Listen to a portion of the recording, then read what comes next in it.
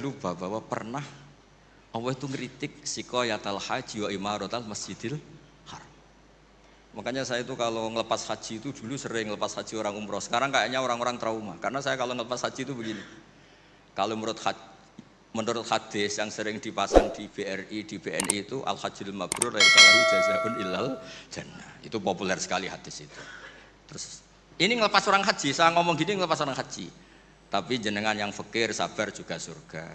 Ibu-ibu nyabarin suami yang enggak jelas juga surga. Suami-suami yang nyabarin cerewetnya istri juga surga. Orang ingin haji enggak kesampaian tapi enggak ngomel-ngomel sama Allah juga surga. Kayaknya yang punya rumah itu kayak kecewa gitu.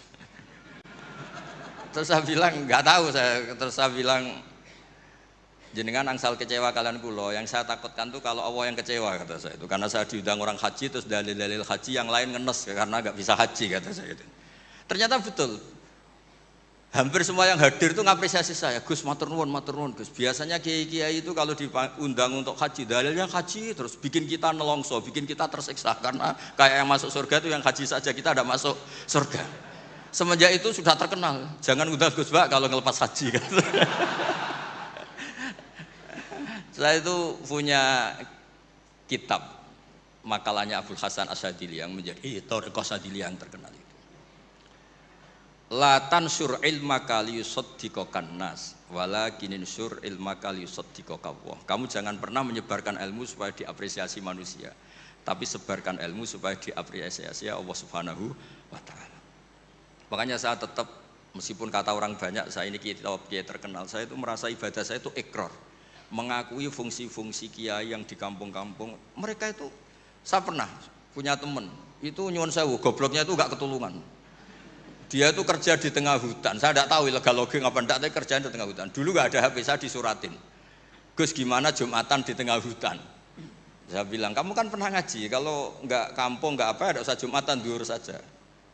Masalahnya komunitas saya bilang, wong Jumat kok duhur, jadi mintanya Jumatan. Aduh. Pakai surat karena dulu nggak ada telepon, nggak ada. Saya bilang ya nggak apa-apa Jumatan. Dia masih punya sisa-sisa ilmu. Katanya kalau enggak 40, enggak kampung, enggak wajib Jumatan. Kamu tadi minta Jumatan, sekarang enggak mau Jumatan, ini gimana? Wes toh Gus ini kan terkenal bodoh, jadi itu kewajiban orang alim mikir itu, enggak kewajiban orang bodoh mikir itu. Karena dia korban teori bodoh itu penting, kata dia nanti kalau ditanya mungkar nakir itu salah, orang bodoh kok ditanya kata. Jadi memang agak direncanakan itu.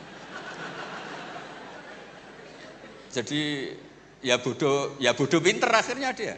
Setiap tanya saya, masa kamu udah bisa sendiri? Gunanya orang bodoh ya gini Gus, tinggal tanya katanya. Makanya yang hadir di sini juga penting itu.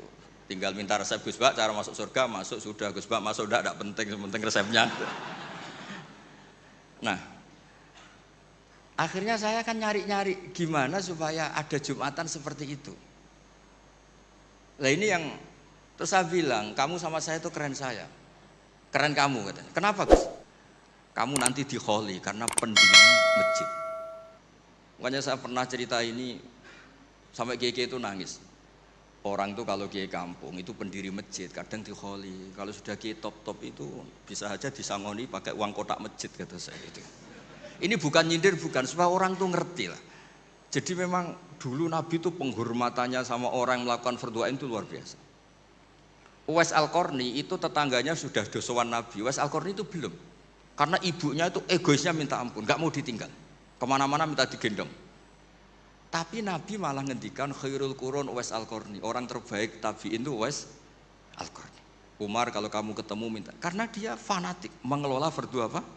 Ain.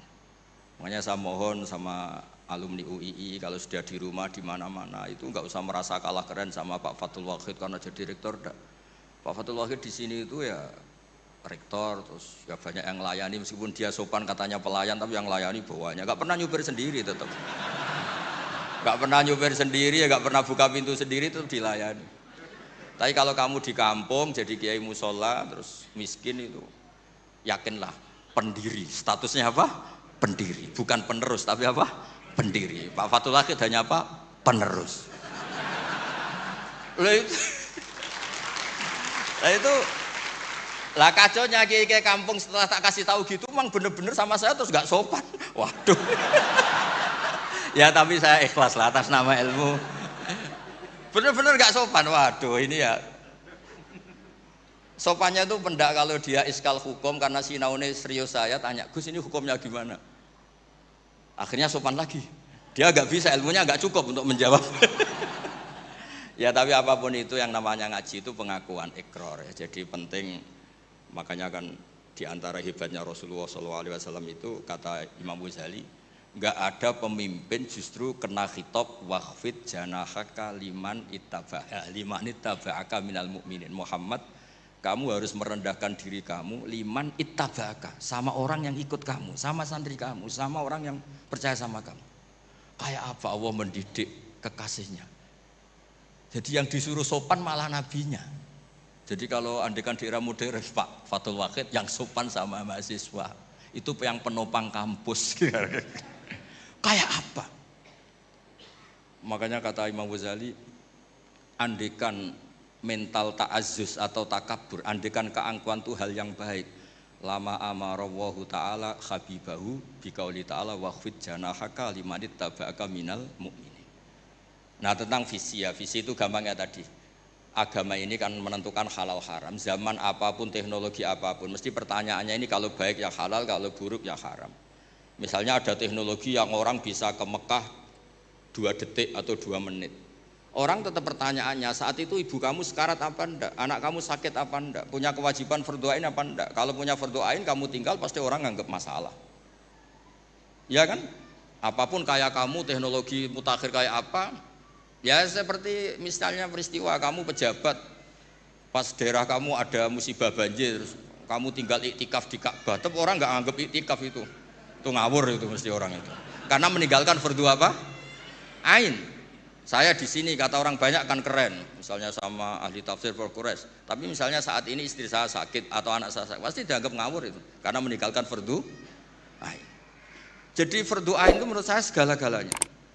Makanya saya sering ngaji di majelis saya itu saya sering cerita, kata Allah dalam hadis qudsi, ma taqarraba ilayya abdi bisyai'in ahabba ilayya mimma aftaratuhu alaih. Tidak ada ibadah yang paling saya sukai sebagaimana ibadah orang melakukan fardhu. Jadi fardhu ain ini adalah konstitusi.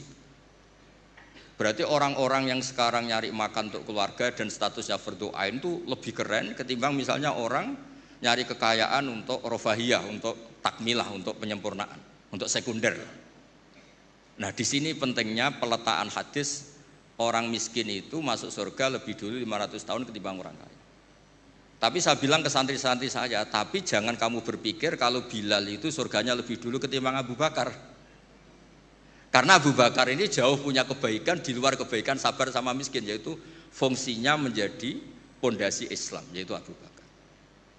Kalau ingin menjadi orang miskin yang cepat masuk surga tadi, semua perilaku Anda adalah fardhu ain. Semua perilaku Anda adalah fardhu, itu kan ya berat. Ya jadi saya mohon masalah teknologi, masalah apa, yakinlah sama Islam, pasti hukum tertingginya itu kalau maslahat ya baik, kalau madarat ya haram. Sehingga kamu nggak usah, misalnya ada orang pakar bom, bisa punya bom yang 1 kali ledakan bisa menghancurkan dunia, ya hukumnya itu ifsad. Kalau ifsad itu haram, kalau haram ya ada prestasi, kan gampang, kan nggak perlu ribet-ribet. Ya saya kira demikian sebagai mukaddimah saya, nanti Prof. Quraisy.